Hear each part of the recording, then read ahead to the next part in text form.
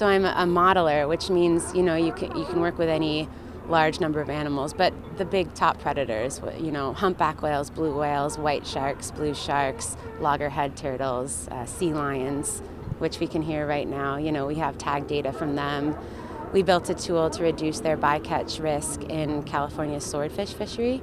So that was a real-time tool that was operating like a weather forecast, and it made a new map each day showing waters that are better to fish and poor to fish based on where you were least likely to encounter animals like sea lions. I was involved in, with a number of people up and down the West Coast, was the take reduction team, and that was spun up late last year to reduce blue and humpback whale entanglements in 5 fisheries off the West Coast.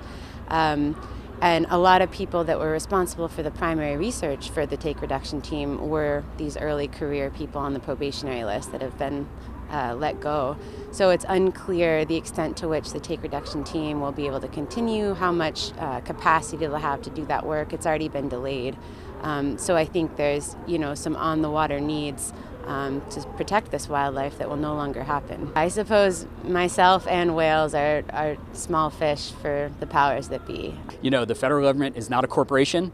These are not people that are just getting a job so that they can pay the bills. These people are career civil servants.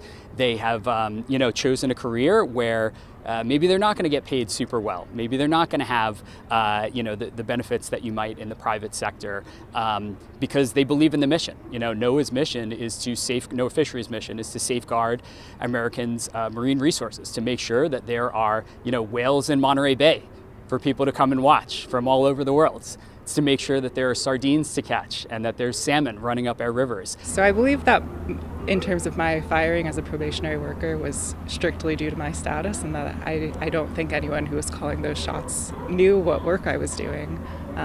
But it does seem that climate science and climate adaptation and this important work we need to be doing now is something that's going to be a target of this administration. And so it's worrisome, and that this is a time where we really need to be doubling down on a lot of this.